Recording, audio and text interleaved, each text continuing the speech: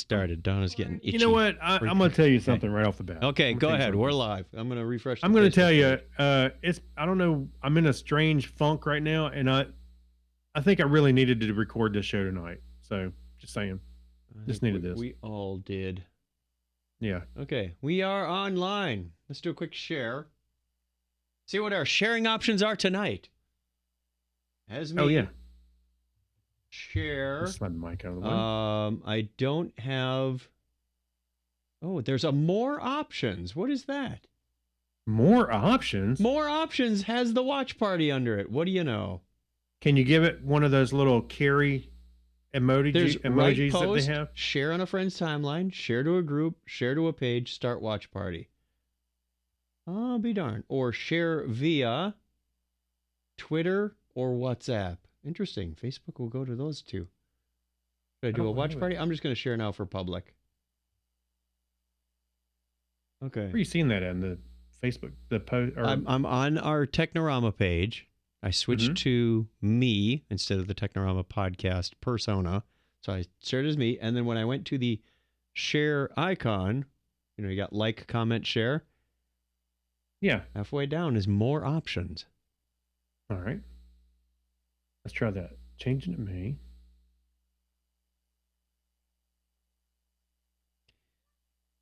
Let's see. Share a watch party. Start a watch party. Share in a group. Yeah, see?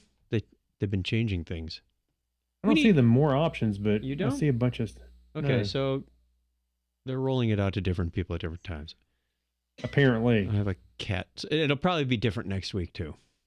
Here, I'm just going to do share now public. Yep, that's what I did, too. Go with what we know. It's funny. You get all excited. Hey, I want to share this with... Oh, that's too much work. And there's no explanation of what they are. What's the difference between a watch party and just sharing now? I don't know. It's just, you can watch it together. That's the whole thing of the watch party is you go, share with everybody and we can all watch at the same time and comment. Yeah, you are that's watching. What we're if doing, I share right? it, you're watching it at the same time anyway. Right. What's the point? You don't get it. You don't get... No, you get notified if you're following the Technorama podcast or me, it will say Chuck just shared a page. Okay, we're getting into an argument and one person is watching. Yeah. Welcome to the marriage cast.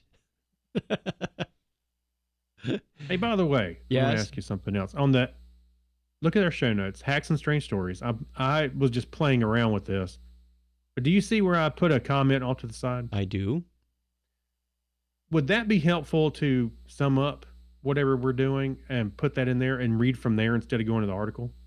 Could. Do you think that little small thing will work for you? Sure, you give it a try. We'll make sure you get that one. Well, it's not. I just cut and pasted a couple of things in there, but I'm not saying that was ready. I'm just saying I was choosing it as an example. Okay. I guess I could. Instead of clicking through, it would skip problems with ads. Yeah, well, the thing is, ad blocker on here. Sometimes they go, like when you get to Forbes, they say you can watch the rest of this article if you subscribe. Like, well, for everybody listening and listening to us to discuss this, our friend Clinton on the topic is Trek, he will sum up the article in a couple of paragraphs, and we read that instead of reading the whole article. I want to start doing the same thing. Know when to stop. So the thing is, where do I put those little summaries for us to read? And I thought, maybe in the little comments on the Word doc. You don't want to put them in the whole. You don't want to put them directly in the show notes like we do with topic. No, because when I go to post those show notes, I select all and copy and paste. I don't want to have to sit there and delete them all. Why delete them all? Why not? I mean, why not leave them in? Don't we leave them in for the Topicus track? No, we don't. Oh, so it's kind of annoying, is what you're saying? Is what Clinton does? Yeah. Well, I'm not gonna call him out on it. I'm not saying that. I'm just saying I don't want to have to do it. I want to be able to select all and copy and paste and be done with the show notes. So I don't have to worry about the. Anyway, that'll work. Give it a try. Give it a try. We'll see how we're trying something new. On our next show, I'll see if I can put a couple summaries in. Okay. We got one, so we can work with that and see if it works. Mm-hmm. All right. Sure. Then let us proceed. We're going to record in 5, 4, 3, 2. Welcome to Technorama episode 599 for May 6th, 2020. Number one. We're doing it with the extended remix tonight. Yeah. Bonus features. Welcome to Technorama. This is the show that takes a lighthearted look at tech, science, sci-fi, and all things geek. If this is your first time joining us, thank you very much. We appreciate it. And if you're a returning listener or viewer, welcome back. We appreciate you giving us your time. I am Chuck Tomasi, and with me, as always, is Craig Stepp. How are you, Craig?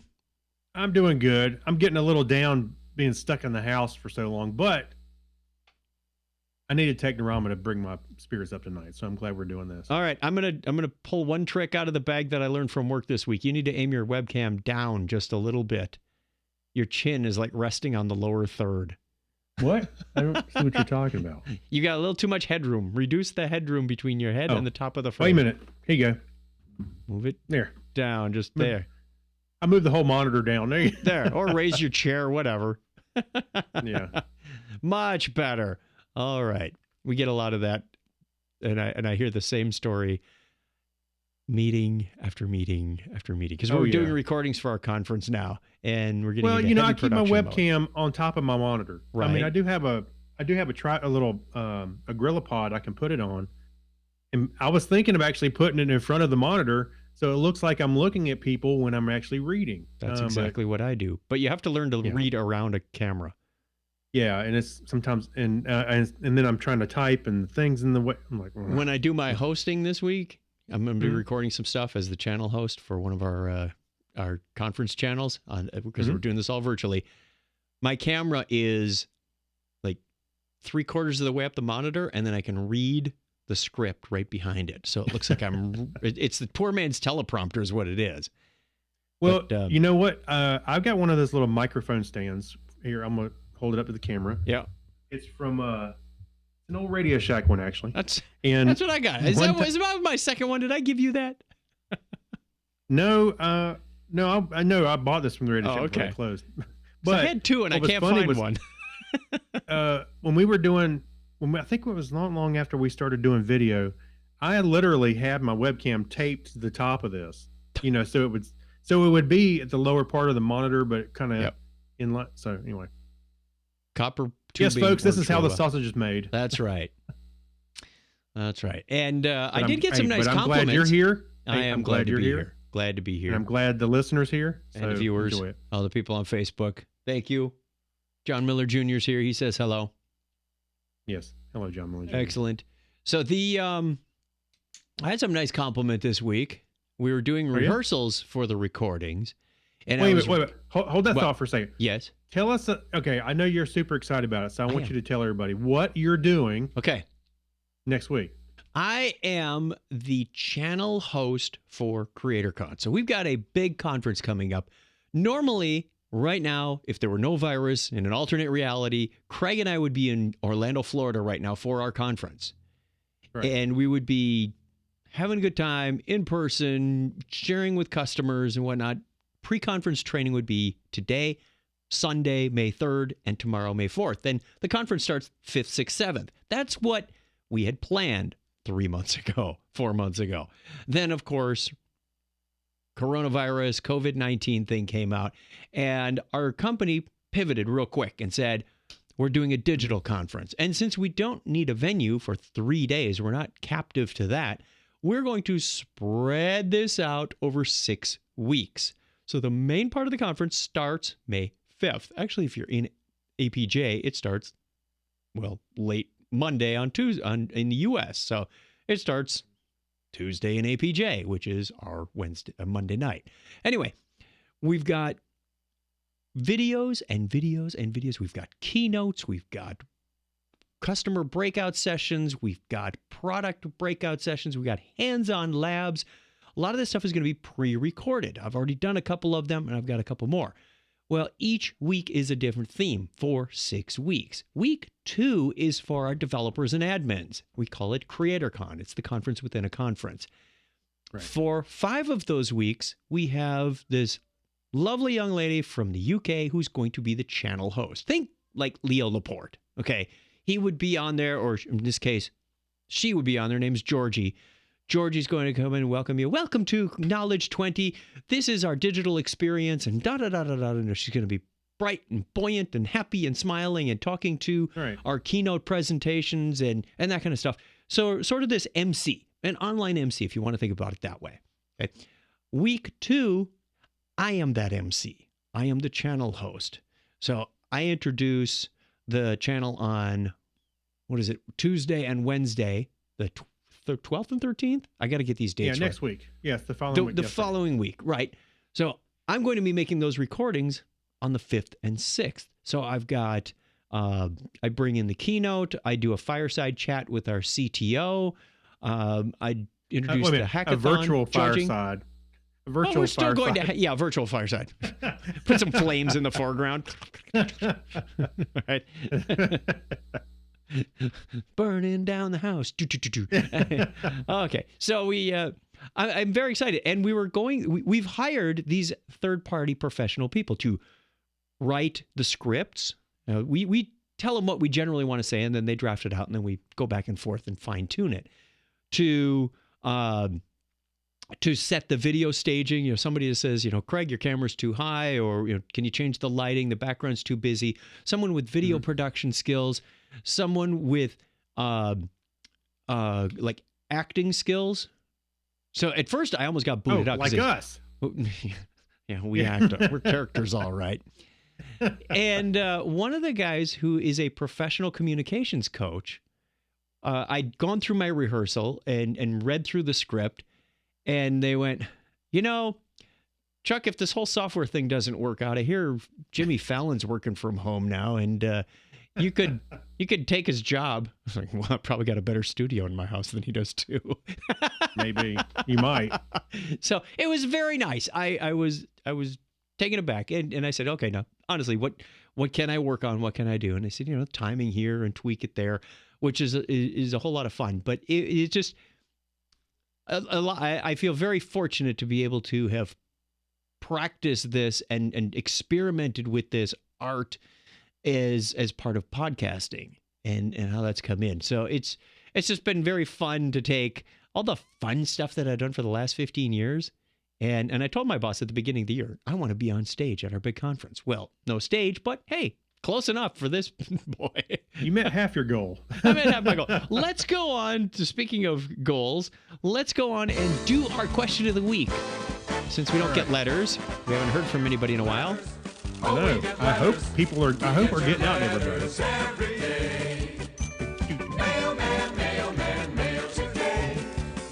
Reach right in and pull one out. Those letters. I love those letters. Let's find out what you got to say. Oh, boy. Mailman, mail today. Amy Bowen brings up a good point. She says, the fireside chats that were popularized that expression were radio broadcasts. Yeah, Franklin, FDR. Yeah. He made them popular, and people were sitting by their fireside. So I don't care where you're sitting while you watch the videos. You could be by the fire. You could be by the pool. It's like, maybe it's a poolside chat. By the way, we were talking about, normally our conference is like 1 week, and it's over. Yeah. Well, now they were like, oh, marketing's like, oh, well, it's digital, so we can go longer. We can make this 6 weeks. And I started getting this vibe of, you remember the Stark Expo? They were doing it for the entire year in Iron Man. Let's just take it from a month to the whole year. The backlash joke was, we're not constrained by time or space. It's like, well, then why do we have deadlines? And why is everybody's deadline the same? If I'm presenting in week 5, why do I have to get everything done by April 20th? Yeah. When do we want it? Now. Irrelevant. When are you going to really get it? Whenever. All right. Our question this week is, speaking of movies, what movie could have been much shorter if the main character just used a little common sense? And I said, no fair answering all of them. Yeah, that's true. So we got whole bunches of answers. I'm going to go through mine first. My sister says Texas Chainsaw Massacre. Although I haven't seen that movie, I can highly believe most horror films. In fact, Steve follows up with Friday the 13th. any 80s horror film. All the Friday the 13th movies where everybody was at, hey, let's go hang out at the lake. Yeah. Let's go in this dark shed and make out with all the chainsaws and axes hanging around here. Lucas says Home Alone. Mila pokes the dragon and says any of the latest Star Wars movies. Mike Stockman jumps in with Dumb and Dumber. Wait a minute. Wasn't that now. the point of the movie? They didn't have any common sense. That was the premise. Right. Joan Witt says Gone with the Wind. Ooh. Scott, our good friend Scott Tyler says, if we can count producers in this category, then the Star Wars holiday special, it should never have happened. Okay, I agree with that. My cousin Jared says Lord of the Rings trilogy. Just have the giant eagles fly Frodo in the ring to the ring of power to Mount Doom. Hey, Done. By the way, that's exactly what Harrison said when we actually saw that movie. Why don't they just take the eagles? Towards the end was the first one, the first movie, and the eagles go. I'm like, he's like, why didn't they just ride those all the way there? Like, okay. Crazy Joe went a little overboard. Tootsie, The Muppet Movie, Back to the Future, The Breakfast Club, Raiders of the Lost Ark, Wrath of Khan, The Truman Show, Shawshank Redemption. They weren't using their brains. Actually, I thought Shawshank was using his brain. He was very clever at getting out of jail. Yeah, well, maybe because they went to jail to begin with. That part's hard to control. Yeah. Let's see. Titanic. My pastor says Titanic. Okay. They should have used their brains. Yeah. Didn't you read the history books? Why would the movie do the same thing? Yeah. You think they'd learn by now? That's like the comment when people see aerial photos of meteor crater in Arizona. They go, "Wow, good thing that meteor missed the visitor center." Oh boy. All right, on the Technorama page, we got a couple more. Good friend of the show, Richard Green, says the Amityville Horror. When you are an average family and ghosts tell you to get out, you get out. Yeah, no kidding, right? Oh, John Miller Jr. also said Lord of the Rings trilogy. Mm-hmm. Same thing. Giant eagles. Fly the One Ring to the freaking volcano. Drop it in, be back at home for time for cornflakes. And by the way, our friend Brian Parker, he said any James Bond film, the villain would just shoot him rather than design an overly elaborate execution entrusted to flunkies to carry out after telling 007 your entire plan for global domination. Right. Well, that was the point of the old spy movies, is you talked their ear off while it gave them time to escape. Yeah. Do you expect me to talk? No, Mr. Bond, I expect you to die. Yeah, and then maybe live. All right, we're going to have another question at the end of the show, but until then, you can suffer in those answers. Thank you, everybody who contributed to those. Yes, thank you very much. For another you one actually listened. Next Saturday on social media. Or at the end of the show, you get a jump start of it. So, history time. Everything you didn't learn in history class as told by Technorama. Yeah. Brace yourself, kids. This is the 27th day of the year in the Gregorian calendar. There are 239 days remaining in 2020. It was on this date in 1835 that James Gordon Bennett Sr. published the first issue of the New York Herald. And it was 131 years ago today, the Eiffel Tower was officially opened to the public at the Universal Exposition in Paris, which was also called the Stark Expo. That was Universal Exposition was hosted by Universal Pictures. It's a known fact. Oh, okay. The German Zeppelin Hindenburg catches fire and is destroyed within a minute while attempting to dock at Lakehurst, New Jersey. 36 people were killed on this date in 1937. And you know what else was killed? Huge manatees.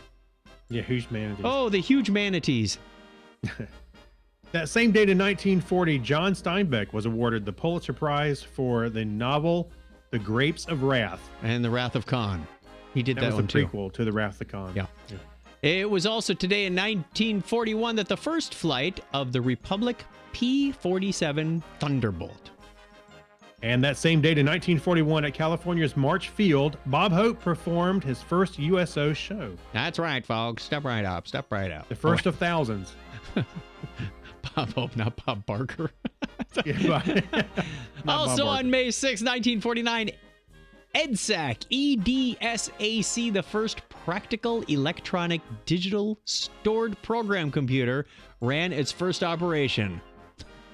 And happy birthday goes out. Debugging started immediately thereafter. Yeah. Yeah, that's right. Okay, hang on to happy your birthday hats, goes- kids, because this is where the name fun begins. Yeah.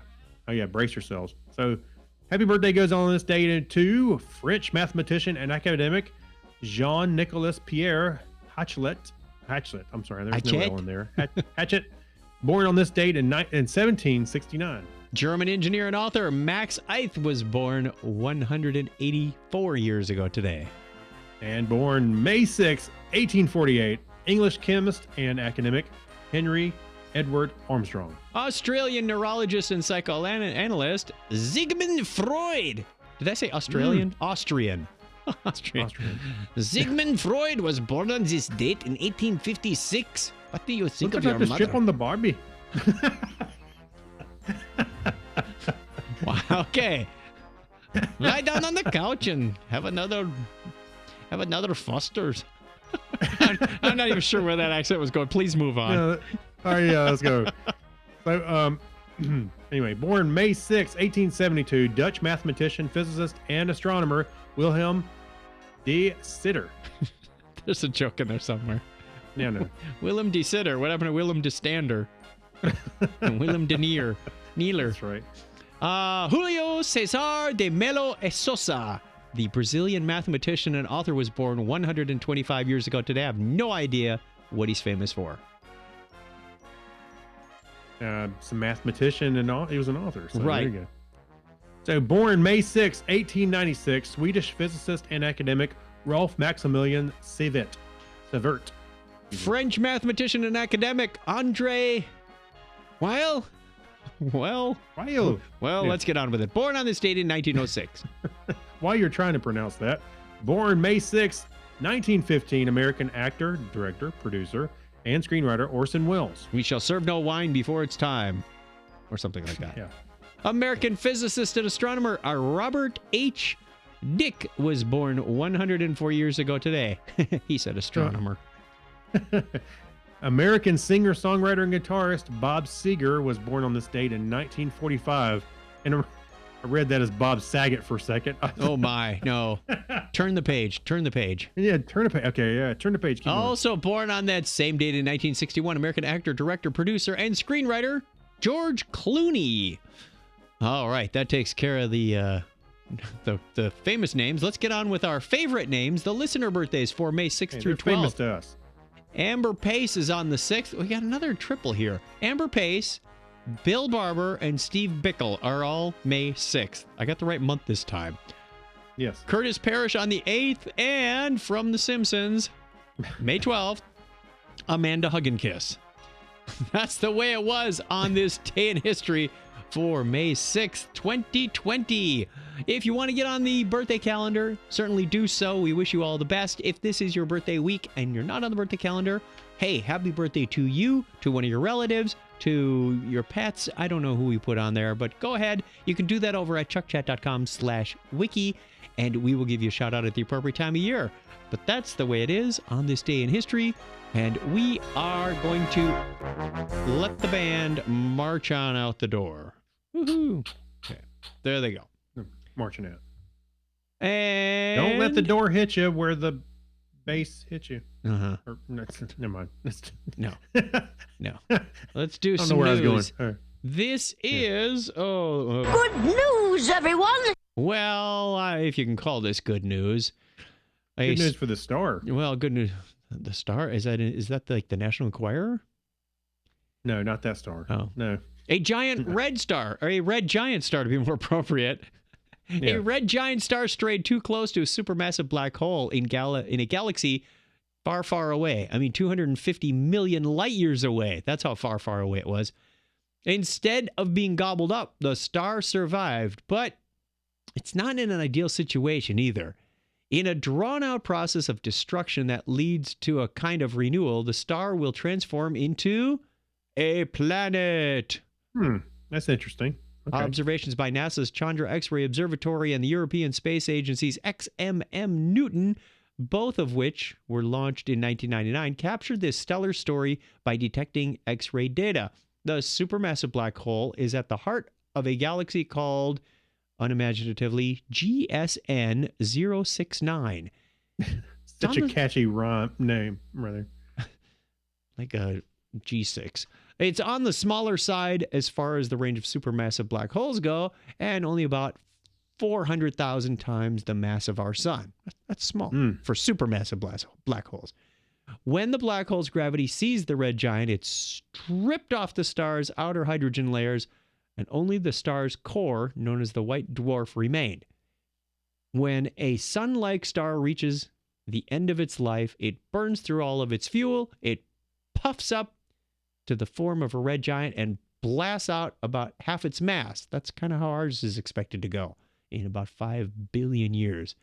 Yeah. A blazing hot white dwarf is left behind, but the black hole forced this stellar evolution. I didn't know that was a possible thing. That's pretty cool. So it was already in its big puffed up state, which means it was probably weakened significantly because gravity wasn't pulling it in so hard. It just went, whew, there. Blew it out like a candle. So, doctor, can you explain how it went? Well, it just kind of went. Happy birthday to me. You don't get that on astronomy. Amazing, you don't get that on Astronomy Cast. See, you know what amazes me is how they can see this story, how it unfolded, even though we can't far away. We can't really observe it happening. Well, you can kind of see. And it happened 250 million years ago. So yeah, that's true. It's all gone. Yeah. It's just amazing that somebody can infer what happened. But we know what's happening closer to home. Take us to the next story. Do we now? Well, yes, actually we do. Turns out SpaceX is going to test their Starlink sun visor to reduce the brightness. If you recall that astronomers were complaining about the brightness of the new Starlink satellites that they've been shooting up, because they're going to end up having enough that really cover the circumference of the Earth. So SpaceX was working on darkening those so they don't really interfere with the observing of space. Is Starlink space, or is that our internet from space? It's going to be our internet from space, Okay. but at the same time, it was going to interfere with the telescopes. Anyway, so let me talk about it. So, SpaceX chief exec Elon Musk said April 27th that he hopes to test a new way to reduce the brightness of the company's Starlink satellites in the next launch for the broadband mega constellation. In a briefing to a committee working on the next astrophysics decadal survey. Decadal? That's a new word for me. Decadal? Is that what it is? Anyway, that's what you're doing in the next decade. Yeah, so Musk said the experimental visor sat, along with a new approach to orienting the Starlink satellites, would raise their orbits should addresses concern raised by astronomers that the Starlink constellation would interfere with their observations. Our objectives generally are to make the satellites invisible to the naked eye within a week and to minimize the impact of astronomy, especially so that we do not saturate the observatory detectors and inhibit discoveries. So SpaceX's first attempt to address the brightness problem with an experimental dark sat, in quotes, dark sat, like Darth Vader, dark web, included in a batch of Starlink satellites launched in January. The satellite used what the company described as experimental darkening treatments over the reflective surfaces. They first tried putting the black paint under the eyelids, like football players. That's exactly what it is. Yeah, like their antennas, in an effort to reduce the amount of sunlight it reflects and thus make it darker. So while DarkSat has shown some promise, appearing about 1 magnitude darker than untreated Starlink satellites, the company is moving in a different direction. We found an option that is even better, which is basically to give the satellites shades. The future's so bright. Gotta wear shades. All right. Nice to know that. Which is really cool, because I was initially excited about the Starlink satellite project, and then I was not so excited about it because I thought it was going to interrupt with, trying to observe the night sky. But apparently they're, I know they're taking it seriously, and I think it'll eventually work out. But wow, it's good. Very nice. We have, like many, Craig and I have been doing a lot more Zoom meetings. Oh right? Boy, have we? And yep. Zoom has been very, very busy and very good to us. But we have a story here about Zoom that you wouldn't expect from woodtv.com in Grand Rapids, Michigan, embracing that there are few things cuter than baby goats. A family on the southeast side of Michigan is offering you an opportunity to meet some even while you're staying home to slow the spread of the coronavirus. The family that owns Goat Life Farm in Oxford is selling Zoom calls with a herd of Nigerian dwarf goats. I don't know if that one on the screen is the actual dwarf goat. I just picked a random cute goat off the internet. We have our meetings. The goats love to get in here and do their thing. We got babies. We got adults. Jeanette Ross, the CEO and head goat farmer at Goat Life Farm, said, we have about 17 goats on the farm right now. And we have 2 bucks and the rest are does and babies. So 2 bucks as in adult males, right? Not bucks, not money.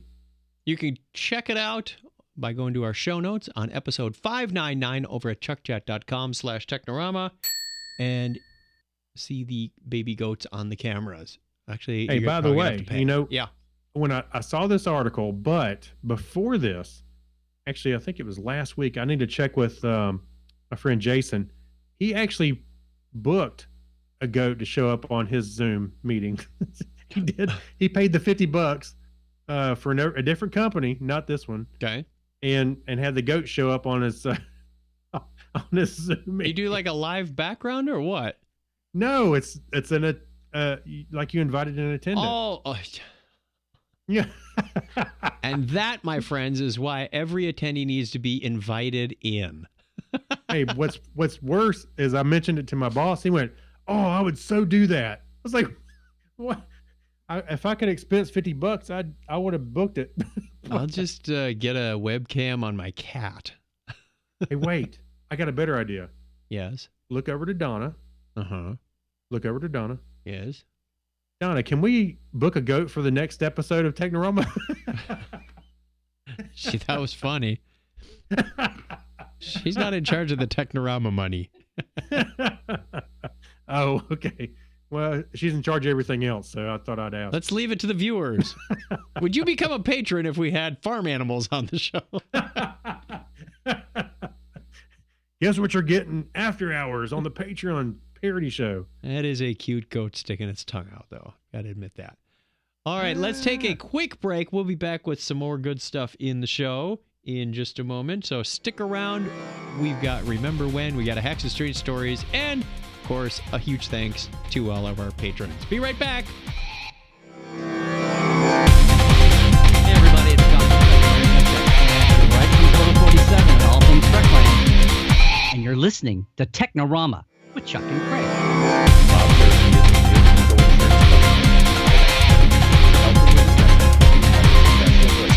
John Bell. I was having problems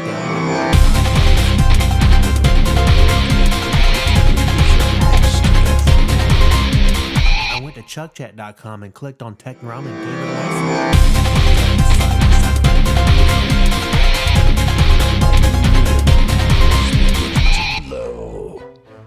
Chuck and Craig are funny.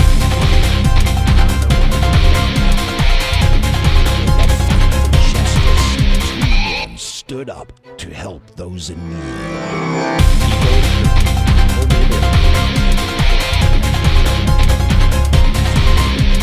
Inner geek.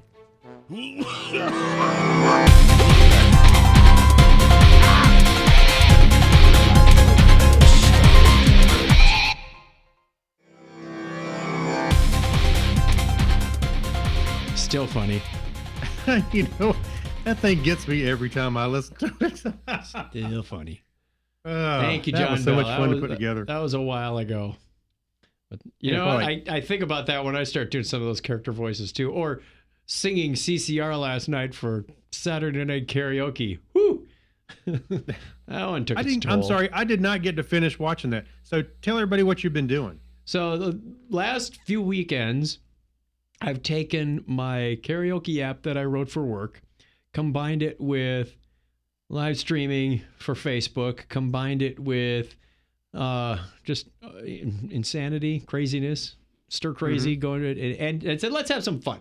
So I hooked up a microphone, a handheld microphone in the studio, bring down the green screen, make this kind of phony karaoke club backdrop, brick wall, and pick out 3 songs that I think I want to massacre that night. So I just that night? Okay. broadcast a Saturday night karaoke from the Binary Studio in Phoenix, Arizona. And let's see, last night we did Funky Town. Then we did Fortunate Son by CCR. Then I was going to end with Kokomo by Beach Boys, but then YouTube just kind of jumped right into Africa by Toto, and I said, oh, why not? So we had a bonus song last night. So when are we going to see Mrs. Technorama up there singing? Not on Facebook. She's shaking her head. No. She's on Friday night right. practice night. Oh, I see. Well, anyways, you follow Chuck It's and a lot of check fun. it out. It's a lot of fun. We get a lot of friendly rib jabbing. One of my coworkers, John, said, "We need a coronavirus vaccine stat." Yeah, no Just a polite way of saying end this now. Yeah, right. Oh, we've known each other for years, so I know I can take it. All right. We had a Hacks and Strange story. We haven't had a Hacks and Strange story in a while. I know. That's why I threw it in there. I believe this is your turn. All right. So for an upcoming episode of the show Spy in the World, PBS's Nature used a tiny drone disguised as a hummingbird to capture footage of a swarm of half a billion monarch butterflies. That's a lot. As they overwinter in New Mexico. The butterflies pay the hummingbird robot really no attention. So the current state of the smaller western population of monarchs that overwinter in California is more dire than their eastern counterparts. The western population crashed by a 99% in the latest count, reaching a historic low of fewer than 30,000 butterflies for the second year in a row, down from about 1.2 million 2 decades ago. Both butterfly populations are below the threshold at which the government scientists predict migrations could collapse. Federal scientists estimate that nearly 60%, there's a 60% chance that the monarch spectacular multi-general migration in the eastern half of the world could completely collapse within the next 20 years. So this is this is a pretty cool phenomenon because you've got the eastern U.S. and the western U.S. and these monarchs. It takes like 4 generations. They winter down in Mexico. There's like one forest on one hill with one grove of trees, and they all jump on these trees, and it looks like you can't even see the green on the tree. It looks like instead of leaves, it looks like just butterflies are growing there. It does. It looks kind of like a deciduous tree in the fall instead of an evergreen in the summer. But and they're really weighted down, and they spend the nights there because it's kind of cold. Well, in the day it warms up, and they all take off.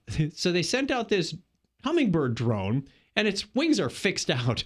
It's like you see on the screen there. Its wings are fixed out, but it's got little propellers on the top of them. It looks like a little helicopter. I want to know who the genius is that decided that they need some sort of little cage on top of the fans, because a few of the butterflies actually landed on. They would have been chopped to shreds if those little cages weren't there. Oh yeah. So the photography is just amazing. They go in, they get in close, and then the butterflies start to take off. It's really an interesting, but the 99% drop, that's crazy. So they winter down there, and then it takes them a long time to, fly part of the way home, have their babies, they grow up to be caterpillars, they pupate, they turn into monarchs, they go, and all the way up to Canada and back. Takes, I think it's 4 generations for their great-grandchildren to come back to that same forest in Mexico. It's one of those great mysteries of nature. Like, how would they know to go there? That's the thing. It's built in, man. That's amazing. GPS. Anyway, go check out the video. It is pretty fascinating to watch. At one, I was like, oh, that drone looks so great. And then when they started showing the butterflies, I went, whoa, that's amazing. It went from great to awesome. So go check it out. All righty. Yeah. A lot of David Attenborough videos. Yeah. I was going to do that this weekend because part of our conference is the hackathon, and we had an all-weekend hackathon. So people around the world have been working on building apps, and I believe it ends in about an hour and a half. So you know what's funny is I got up this morning, I looked up, just messing around, I pulled up YouTube, I went, is Chuck actually live right now? Yes. You were. Yes. You were live. 6 a.m. Phoenix time. I was online, smiling. Well, I was going to do something like, once a year, nerds from around the world congregate to write code. And what they create is a marvel of nature. In just a few hours, they go from idea to minimum viable product. We call that a code migration. That's awesome. It was a lot of fun.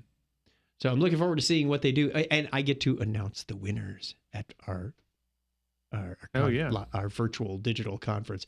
I didn't realize you were actually doing that this weekend, the hackathon. That's why I was like, what's going on? Because you did it yesterday too, right? This studio is getting a workout like it's never been worked out before. Yeah. Work it out, Chuck. Right. So Sunday we have Technorama. Monday we have I've got a live stream at 7 a.m.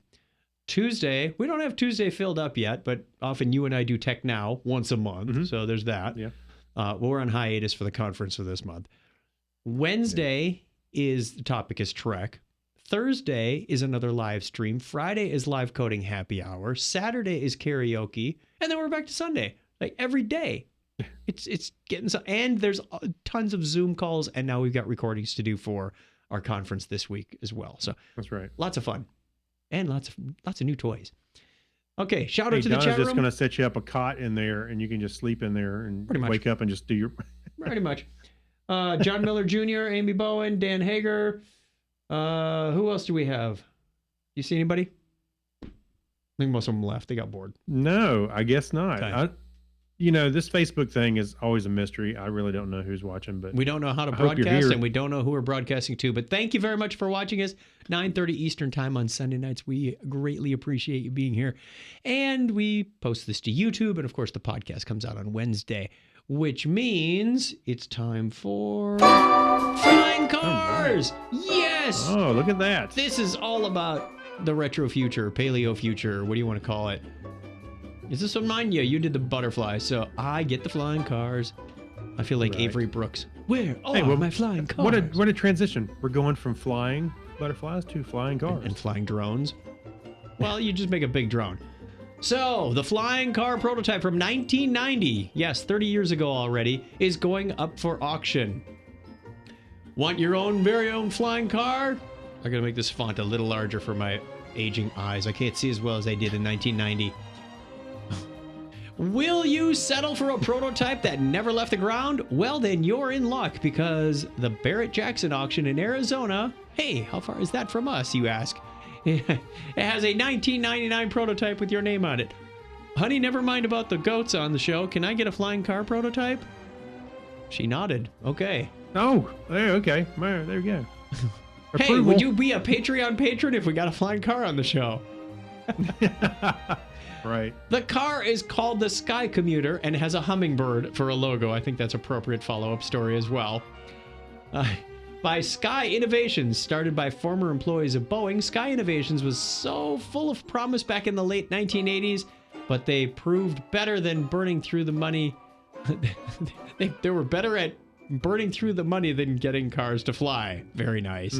Sky Innovations set up a shop just outside of Everett, Washington, and reportedly spent over $6 million trying to make the vertical takeoff and landing flying car a practical reality. Stories syndicated by the Associated Press boasted that the car would one day cruise at 85 miles an hour at distances of 225 miles.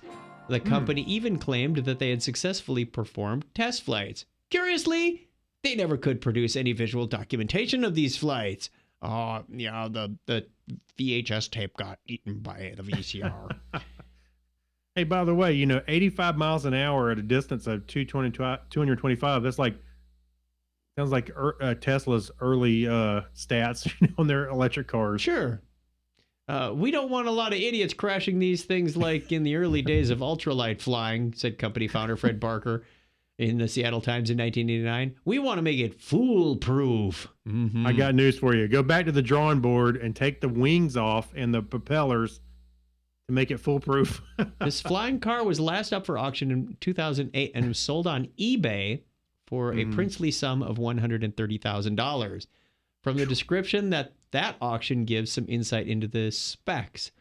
Here's the specs. It has an operational electrical gas-assisted Lexan bubble canopy, electric-controlled directional driving and landing lights, electric joystick, and 2 foot pedals on both sides of the craft. Was meant to be controlled from either seat. Either seat?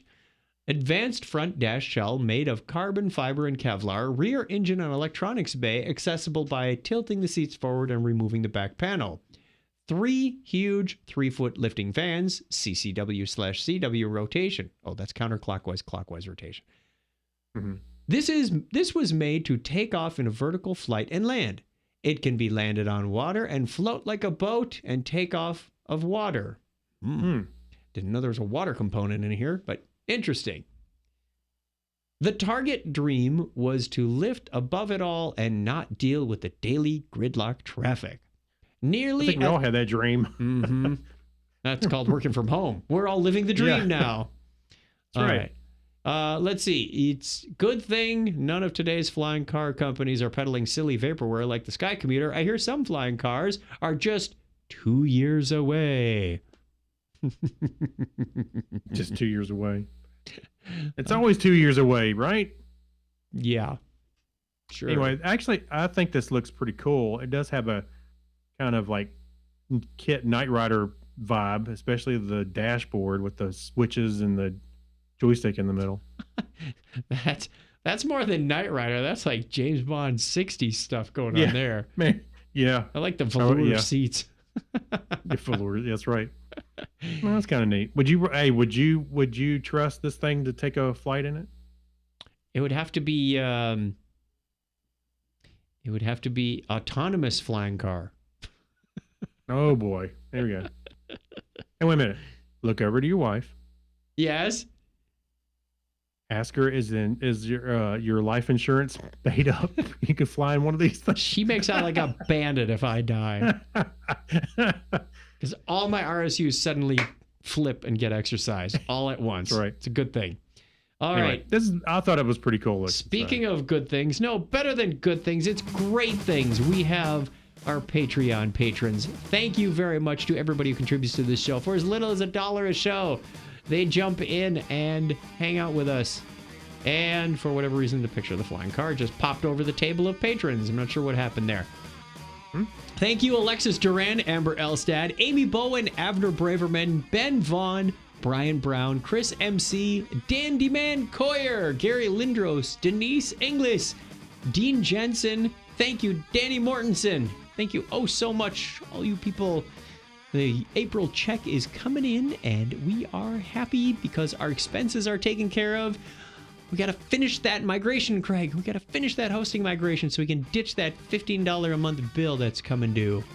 Well, I do have a good excuse. I was going to do it this afternoon, but I got sidetracked. Work hijacked him again. It is a bad time of year to do something like this, but we're working on it. Close, very close. Yeah. Harold McKinstry, John Clifford, John Noble, Jorga Schrauen. Wait. No, never mind. Go ahead. No, never mind. Mark Kilfoyle. Where was I? Leon, Kyle Nishioka, Christina, Mike Wills, Night Gig Studios, Saturday Morning Media, Stephen Wetchy, and Steve Therian. And there's still space for you, wonderful listener, for as little as $1 a show. I know these are trying times for all of us, but it's also an opportunity for you because, well, Technorama is still here, and we will be here for you.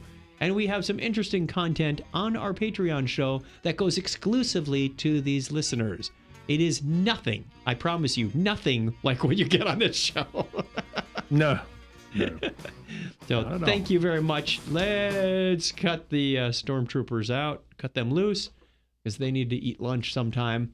And if you want to be a patron and get that special content and a huge thank you, undying gratitude from us, at least for a minute or so on the show, go over to patreon.com/Technorama podcast. We appreciate it greatly. Yes. Oh, I forgot to mention news this week from the Podcasting for Dummies news desk. Dr. Pamela Gay will be writing our foreword in the 4th edition. Oh, so very good. Thank you very much, Dr. Pamela Gay. Can't wait to see what she's got to say. Don't read any more in this book. Call the police. It's just like the 3rd edition with a couple new pictures. Yeah. Right. And onward to the media corner. It's just around the corner. Welcome to Blockhead Video. Hey, where can I find some good information about music and TV and videos and things? Over here, in the media corner. You know, there's something in that little intro every time, like the squeaky door. I keep focusing on the stung, that sound. I swear that person that sales guy must have sold like thousands of units. And then it ends with, "You look scared." Okay. Yeah. Anyway, listen, it's just so much fun. Listen to there's so many layers. Listen. Welcome to Blockhead Video. Hey, where can I find some good information about music and TV and videos and things? Over here, in the media corner. You look scared. It's an Australian accent. You look scared. I'm scared. So anyway, I found this YouTube playlist. I think it was on Reddit, and this guy had been finding all these cheesy sci-fi clips. Some of them are movies, and putting it together on this playlist. They're openly available on YouTube. And I'll read the little description here. It says, if you're in the mood for the drippiest, gooeyest, and most cheesy sci-fi, this side of a drama, then this is the playlist for you. Spanning decades throughout the silver static of TV land and the big screen of gigatons of commercials in between, spiraling all the way to every facet of entertainment, to the deep abyss and mysteries of the outer space. Wow, he blew the budget on these words here. Mysteries of our outer space and our future has permeated humanity's imagination. Regardless of its budget, see, I've already talked about the budget. Regardless of its budget, you'll find here full sci-fi movies, commercials, short films, and everything in between of that special, quote unquote, quantum quality from the 30s to the new millennium. So clock out, tune in, and drift away into the glowing cytoplasmic bowl of the best galactic cheese.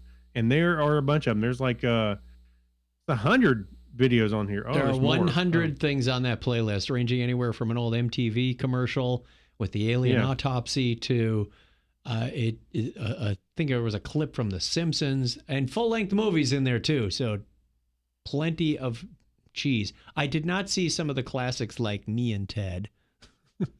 Me and Ted? I don't think that was a Mr. Science Theater one from the Gauntlet, I think, in the last round.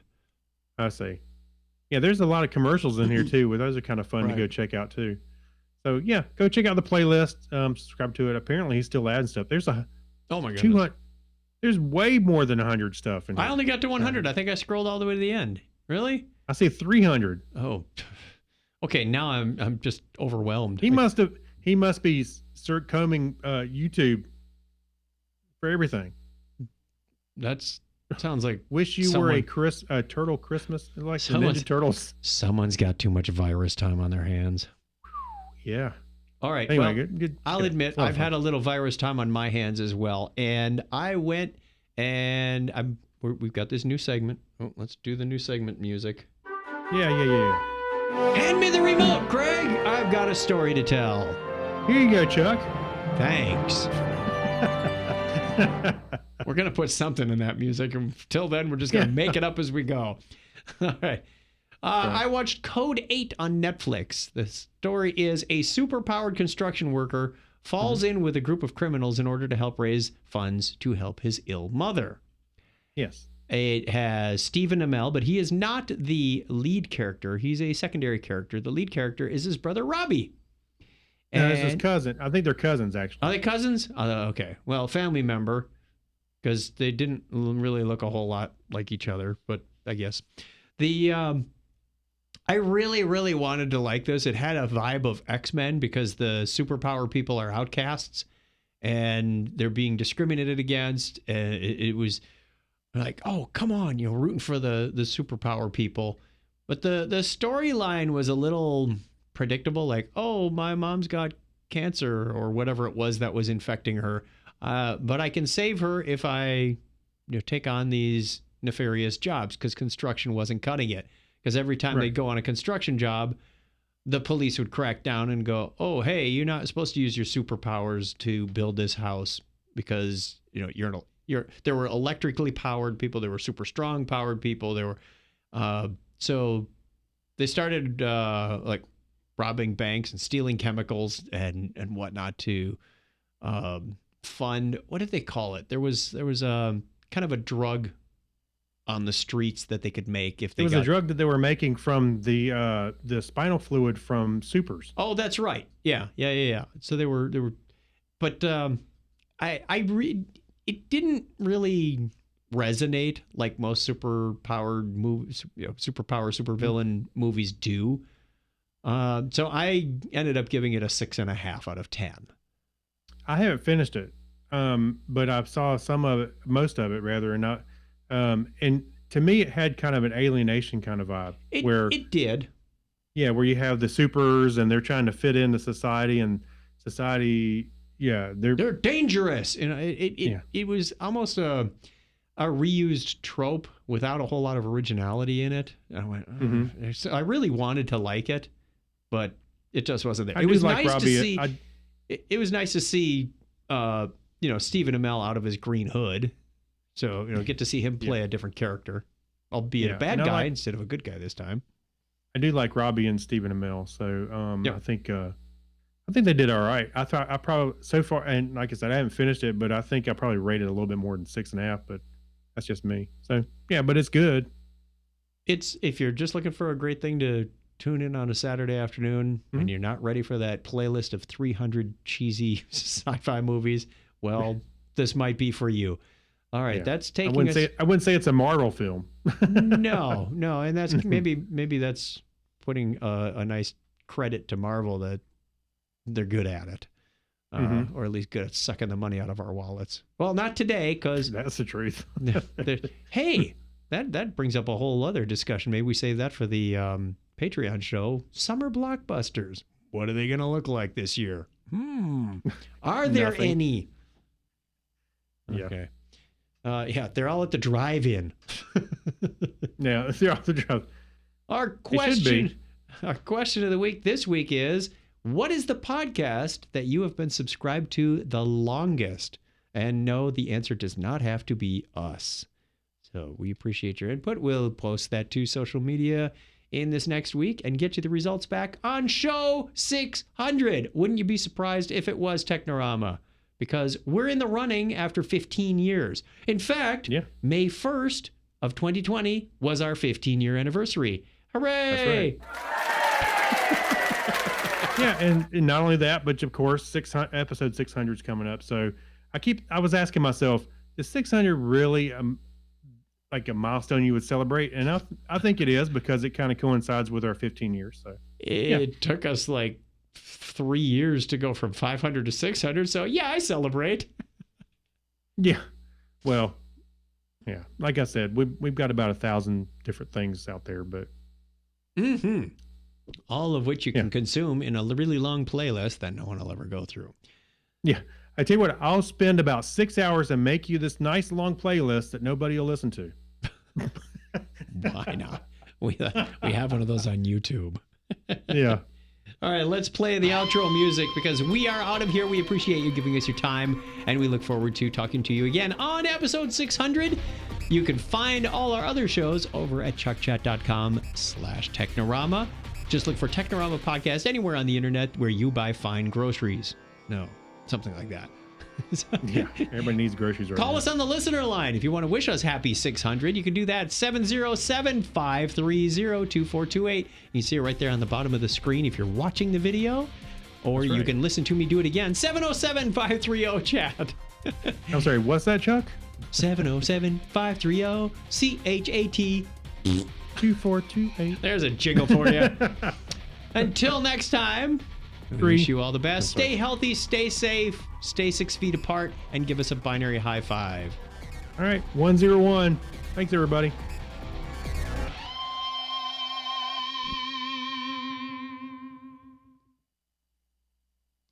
Audio recording has stopped. Thank you very much, everybody who's watched on YouTube and Facebook, and we wish you all the best. It's been I know it's been rough for a number of you, and if this is some sort of entertainment outlet that we can offer, we are happy to oblige. Until next time. Hey, and by the way, we were doing it whether there was a pandemic or not. Actually, we're doing it more because there's no business travel getting in the way. We would not be able to do this tonight if we were at our conference in Orlando. So there's a thought for you. Yeah. Please get this virus over and send them to Orlando. Hurry up. Get these people back to work. They're going crazier than the most of us are. Thank you very much, and we will talk to you soon. Thank you once again, Donna, for running the cameras. Yeah, thank you, Donna. Take care. Bye. All right. Bye, everybody. Live long and prosper.